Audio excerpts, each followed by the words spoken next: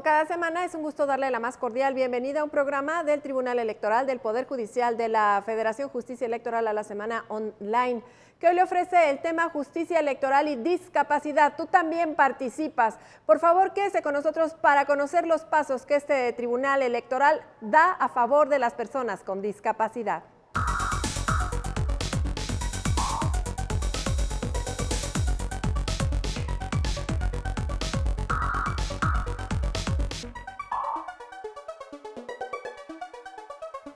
Me da mucho gusto recibir en el estudio a Ruth Francisca López Gutiérrez, directora general del Instituto de las Personas con Discapacidad, esto en la Ciudad de México. Ruth, querida, ¿cómo estás? Muy bien, muchas gracias, Lucy. Gracias por la invitación.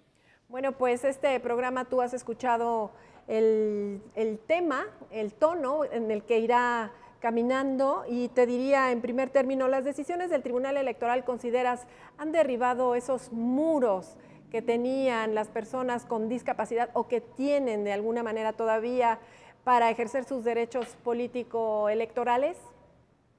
Considero que sí, que desde el Tribunal Electoral del Poder Judicial de la Federación se han realizado valiosas acciones para garantizar estos derechos político-electorales de las personas con discapacidad y que además han abierto puertas para la participación de este sector de la población. Sin embargo, cabe destacar que falta mucho por hacer en el tema, sobre todo el lograr que las personas actoras de estos organismos tomen conciencia de lo que es una persona con discapacidad.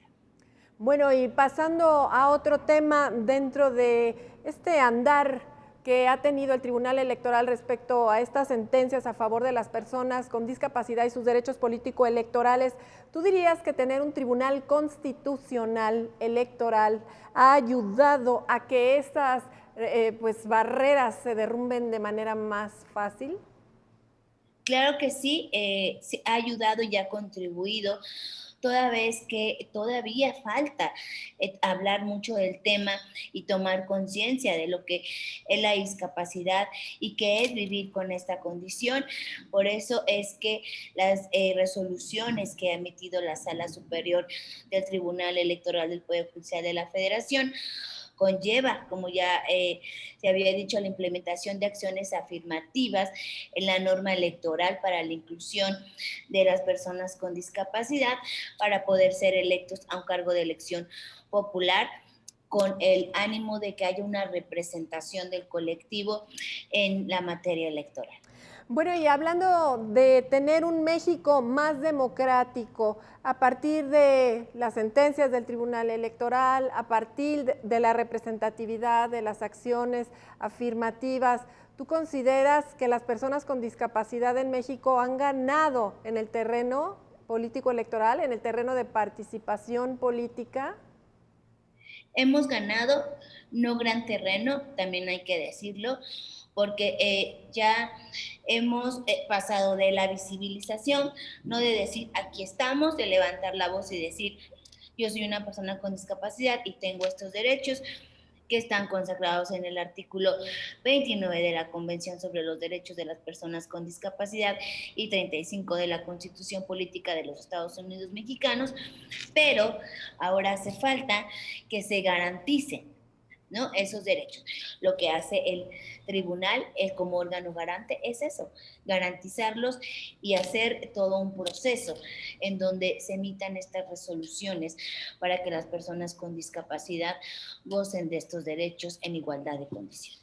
Desde el instituto que tú diriges, me refiero al Instituto de las Personas con Discapacidad de la Ciudad de México, ¿perciben que el derecho electoral es un aliado, Ruth? Sí, es un aliado. La verdad es que hemos hecho muy buena mancuerna. El Tribunal Electoral del Poder Judicial de la Federación y el Instituto de las Personas con Discapacidad hemos trabajado de una manera conjunta. Hemos sido co-colaboradores y coorganizadores de diversos eventos. Asimismo, nos han invitado para ser ponentes en estas jornadas electorales que han tenido para la capacitación para el colectivo de personas con discapacidad y para las personas funcionarias públicas. Y también hemos trabajado en documentos como es un gran documento que es la Convención en Lectura Fácil, que México no la tenía, pero ahora la tiene gracias a esta colaboración de estos dos organismos, uno federal y uno local. Bueno, me das una muy buena noticia y hasta yo diría que una primicia, casi casi. Cuéntanos un poquitito más, si puedes, de este, pues, de este gran instrumento que me estás un poco esbozando, de la colaboración entre el Tribunal Electoral y el instituto que tú diriges. Fíjate que la Convención sobre los Derechos de las Personas con Discapacidad solo estaba en formato accesible en sistema de lectoescritura braille. Solamente el instituto hizo la versión comentada, siendo que somos el quinto país que la tenemos. Sin embargo, nos faltaba el tema de lectura fácil. Okay. Y a través de la magistrada Mónica Soto, ¿no? Y de su gran compromiso que tiene con este sector de la población, es que nos reunimos y se empezó a trabajar la convención de las personas con discapacidad en versión lectura fácil. Quiere decir que está adaptada para todas las personas y va más que nada encaminada a las personas con discapacidad intelectual y psicosocial, pero es totalmente entendible y además con un lenguaje muy sencillo, y esto se hizo gracias a esta colaboración que se tuvo entre el tribunal y el instituto. Este lo tienen ustedes en la página, creo que está en la de la Dirección de Igualdad y Paridad de Género, y la tenemos nosotros también en el instituto. Muy bien, a ver, para que cuando tú dices convención, estamos hablando de exactamente... Convención sobre los Derechos de las Personas con Discapacidad, que esa entró, México fue el país impulsor de este gran documento a nivel mundial y que se logró firmar y ratificar en México el 3 de mayo del 2008. Y gracias a ese documento es que en la reforma constitucional del 2011 a las personas con discapacidad se nos reconoce la calidad de personas y después con la condición de discapacidad. Muy bien, bueno, pues estamos viendo que no solamente son las sentencias, sino las acciones que se implementan desde las áreas específicas del Tribunal Electoral del Poder Judicial de la Federación. Ruth, ¿hace falta estar en el rango constitucional, digamos, las necesidades, la presencia, la visibilización de las personas con discapacidad, sus derechos político-electorales, deben estar, tú consideras, además de todas las leyes que existen, por supuesto, la convención misma, ¿tú crees que debe estar en rango constitucional? Mira, ya siendo reconocidas como personas, en el artículo primero, ahí está, nuestras personas con discapacidad, ligadas al artículo 35, que establece los derechos políticos de las y los ciudadanos, ¿no? Uh-huh. Entonces, ahí ya va entrelazado que nos están reconociendo. Entonces, de gran importancia que se nos reconozca como personas con discapacidad, con los mismos derechos que tiene todo mexicano y toda mexicana, y todavía vamos más empalmados con la Convención sobre los Derechos de las Personas con Discapacidad, como ya lo dije, tratado internacional firmado y ratificado por México. Y ahí están nuestros derechos político-electorales más en específico, porque ahí nos habla de la accesibilidad y lo que el gobierno o el Estado mexicano como Estado parte está obligado a hacer para que las personas con discapacidad tengamos este acceso en igualdad de condiciones que las demás personas. Bueno, entonces ya plasmado en el rango constitucional, ¿habría que hacer más cosas en el terreno de nuestra norma fundamental? ¿Tú consideras?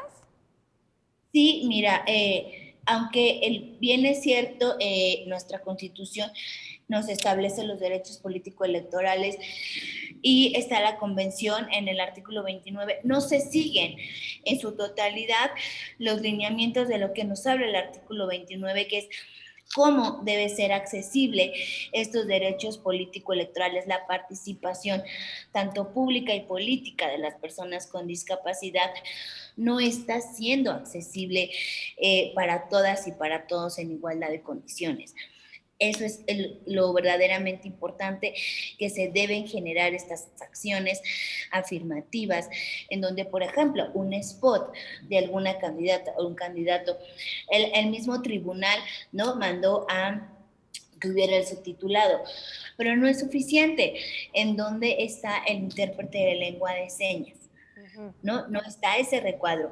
Y además el recuadro debe de cumplir con lineamientos, porque a veces lo ponen bien chiquitito y no se alcanza a ver. En el debate de quien contiende a ser gobernador, gobernadora, presidente, hay un solo intérprete para el debate, o dos, ¿no?, que se intercalan, pero solo uno aparece en pantalla.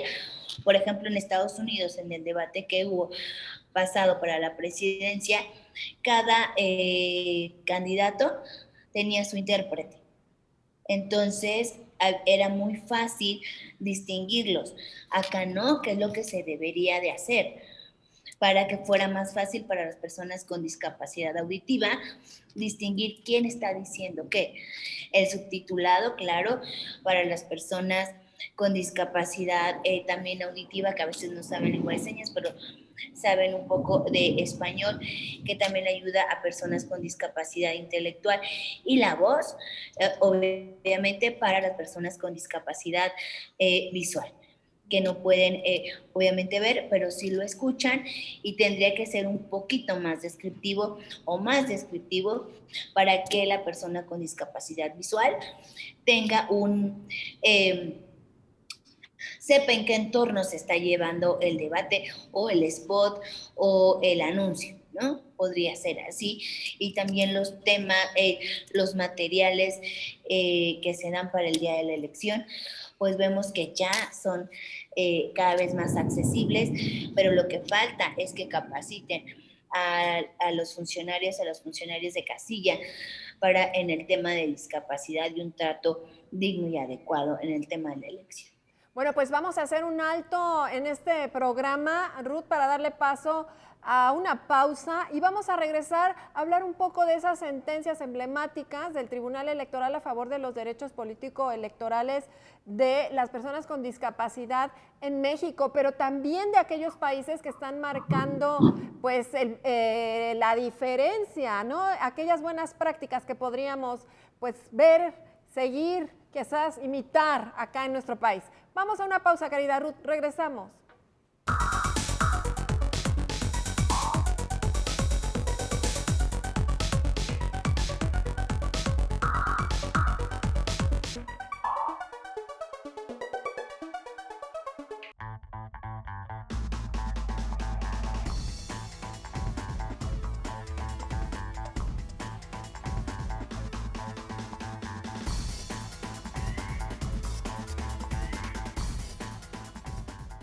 Justicia electoral y discapacidad, tú también participas, es el tema de nuestro programa, y debemos decir que también tú también participas, es el tema central de nuestra pues campaña institucional del Tribunal Electoral del Poder Judicial de la Federación. Te agradezco, Ruth López, que estés con nosotros en esta oportunidad para hacerle saber a la gente con discapacidad que en el Tribunal Electoral y a través del instituto también que tú diriges, bueno, todos participan, todas y todos participan.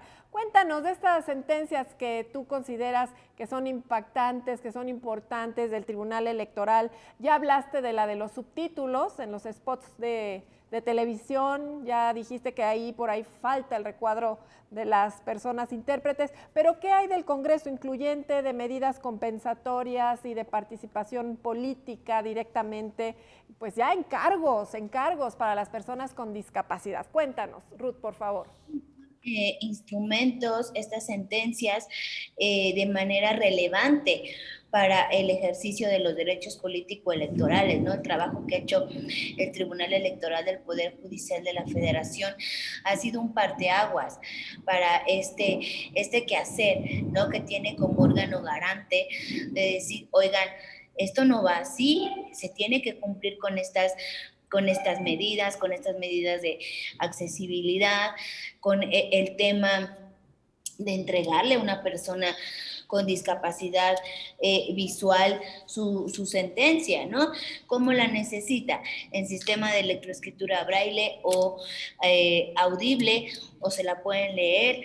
¿No? La misma sala así lo resolvió, lo cual es de una manera reconocible porque no se había hecho así, no se había hecho este reconocimiento de estos ajustes al procedimiento. Una cosa es un ajuste razonable y una cosa es el ajuste al procedimiento, y un ajuste al procedimiento es el dejar que una persona con discapacidad manifieste que vive con esta condición, y entonces se hacen los ajustes al procedimiento para que se pueda llevar de manera garante este proceso y pueda dar una resolución conforme a derecho.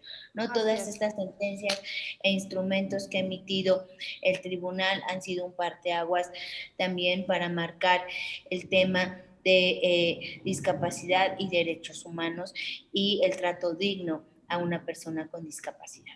Ruth, lo has dicho muy bien respecto a estos temas. ¿Y qué me dices del Congreso incluyente? ¿Ya puede haber diputadas, diputados, senadores, senadoras con discapacidad? Y también pues hay una sentencia ahí que impulsó todo esto, además de medidas compensatorias, y que la verdad eso nos deja mucho orgullo como institución, pero quiero que tú se lo digas a quien nos esté escuchando para que la premisa sea, tú también participas, anímate, piénsalo, puedes participar en política. Claro, es importante de que ya vemos representación del colectivo, ¿no? En el poder legislativo. Se hizo por una acción afirmativa, pero ojalá que dejemos de estar haciendo o estar pegando parche sobre parche y esto se haga de una manera igualitaria para todos. Y siempre lo he dicho, cuando dejemos de etiquetar, podemos ir transitando a un ejemplar de una convivencia sana, como lo hacen en España, ¿no? Que ya es una forma cotidiana quehacer diario de incluir a los grupos de atención prioritaria y que se nos den los mismos igualdad de condiciones para participar en estos procesos de elección a cargo popular. Sí hay muy pocos, ¿no? Representación, también hay que decirlo, sí se logró, pero también no hay mucha representación. Somos 8 o 9 personas con discapacidad en el Poder Legislativo representando al colectivo que representa el 4.9 de la población de México. Entonces, es muy poco la representación que hay en este momento del colectivo, pero es un gran avance.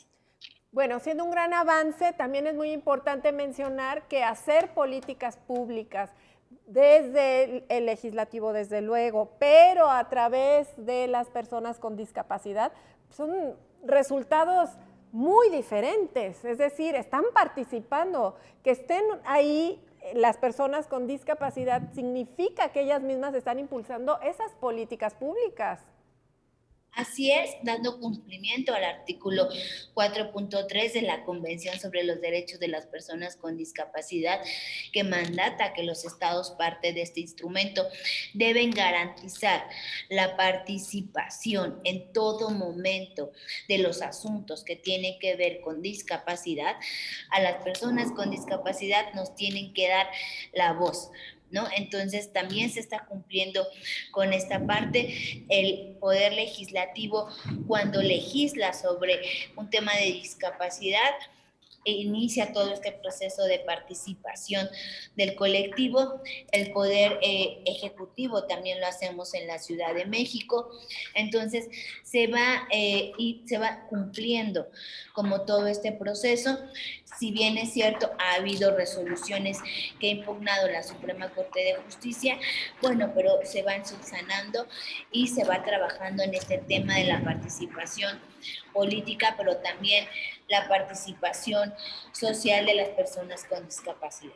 Qué bueno que lo mencionas porque la Suprema Corte de Justicia de la Nación también ha tutelado de manera importante los derechos de las personas con discapacidad y estamos hablando de que son 2 tribunales constitucionales, los máximos de nuestro país, los que están viendo, pugnando por los derechos político-electorales y otro tipo de derechos, hablando en el caso de la Suprema Corte, de las personas con discapacidad. Pero a ver, ya hablamos de las sinergias. Perdón, Ruth, ¿querías decir algo?